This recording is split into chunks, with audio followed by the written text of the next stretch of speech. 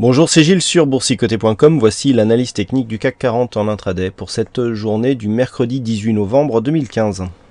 Avec une stabilisation qui est en train de se mettre en place aujourd'hui, mais avant d'aborder l'analyse technique du jour, eh bien, je voulais revenir sur ce début de semaine un petit peu, je dirais, chaotique.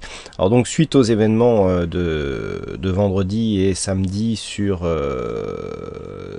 Paris, on a ouvert sur une forte baisse. Alors, pour ceux qui ont pu voir un petit peu la cotation synthétique à partir de dimanche, enfin de lundi minuit, on était vraiment très bas, et puis finalement les cours sont remontés. On a effectivement ouvert très bas ici, ce qui correspond, il y a un équivalent ici sur le contrat futur, et on est remonté assez rapidement pour venir ici dès 10 heures chercher une petite zone d'équilibre.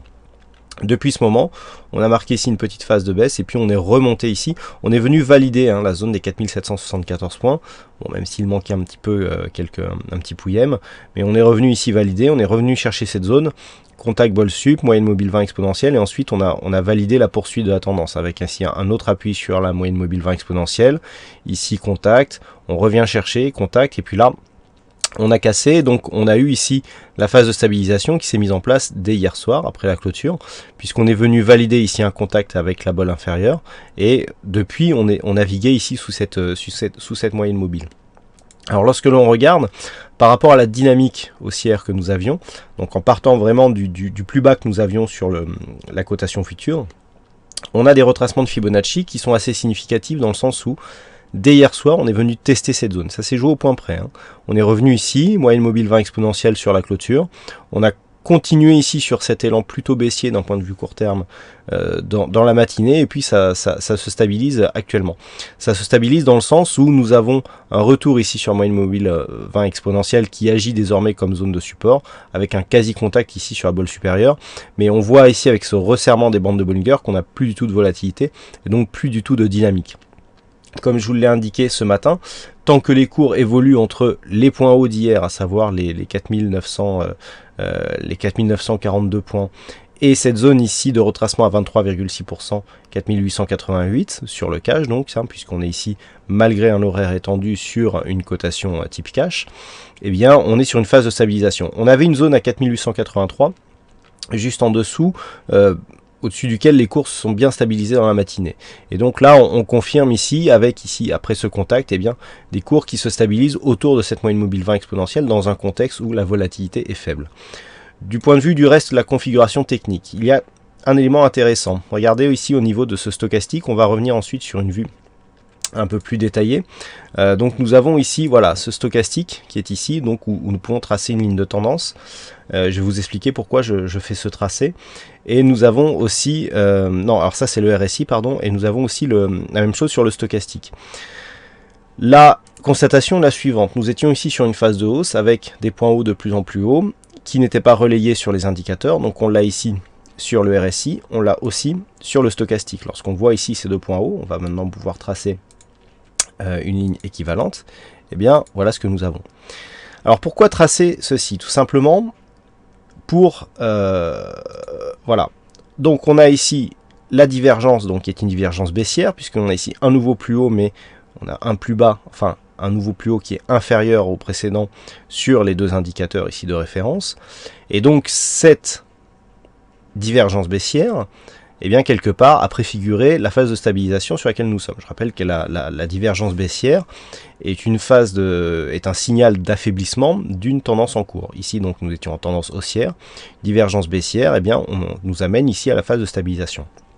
Pourquoi tracer cette courbe? Tout simplement, lorsque l'on reprend ici le RSI, le signal pourrait venir ici d'un franchissement haussier de cette zone ici de tendance, puisque en fait, du point de vue de l'indicateur, vu qu'ici, ces deux points nous donnent la divergence, le franchissement de cette zone à la hausse nous signalera la fin de cette divergence et donc la reprise ici de la dynamique haussière. Nous avons ce signal sur le RSI, nous l'avons aussi sur le stochastique. On voit bien ici sur ces deux points hauts qu'on est revenu ici, on a failli casser ici cette zone, donc on était ici à 13h15 pour finalement redescendre. Lorsque l'on regarde à quoi cela correspond ici, voilà, on a commencé à remonter ici, mais on n'avait pas assez de jus et puis finalement c'est stabilisé.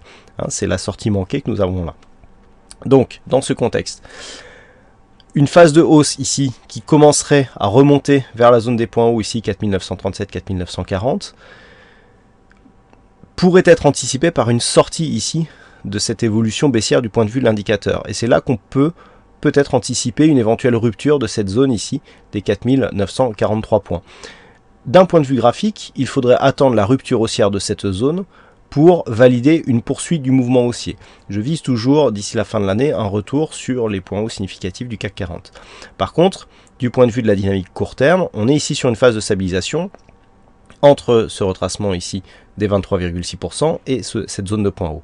Donc premier type de scénario, rupture ici avec une reprise de dynamique haussière, qui serait donc signalée ici par la rupture haussière de ces deux zones de tendance que nous venons de tracer sur les indicateurs, confirmé, parce qu'on peut avoir des fausses sorties aussi sur les indicateurs, confirmé par une rupture haussière ici de cette zone de point haut qui se situe à 4942,3, donc 4943.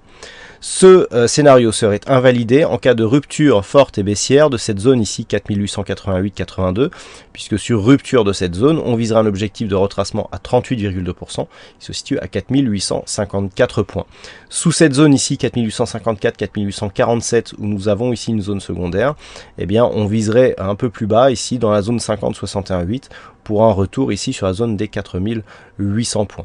Voilà ce que l'on peut dire sur cette analyse technique du CAC 40. Donc bien sûr, la zone à surveiller de très près là cet après-midi, c'est la zone 4883-88 parce que c'est un petit peu la zone centrale de l'évolution possible de ces divers scénarios. Alors cet après-midi, donc nous aurons des statistiques importantes sur les statistiques immobilières qui nous viendront de Wall Street à 14h30 et puis des inventaires du pétrole entre 16h et 16h30. On a un membre du FOMC qui pourrait s'exprimer à 20h.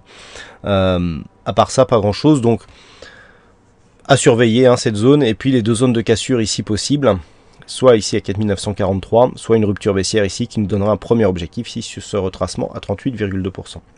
Voilà pour cette analyse technique du CAC 40 en intraday. Je vous rappelle que vous pouvez suivre mes prises de position en temps réel sur le site boursicoté.com en ce qui concerne la Bing Traders Cup. J'ai quasiment terminé de constituer mon portefeuille ce matin. Bon, pas forcément avec les entrées que je voulais, mais au moins c'est fait. Il faut un peu passer en mode accéléré sur ce type de challenge. On peut pas, même si j'ai choisi d'avoir une gestion PEA, on ne peut pas le faire comme si on avait quelques mois, voire quelques années devant soi. Là, on passe en mode accéléré puisque le résultat doit sortir au bout de 6 semaines. Donc ça change un petit peu la donne, mais on essaye de s'adapter. Voilà donc pour cette analyse technique. Passez une bonne séance, bonne chance dans le prochain trade. On se retrouve dès ce soir pour toutes les autres analyses techniques du site boursicoté.com. Bonne séance à tous.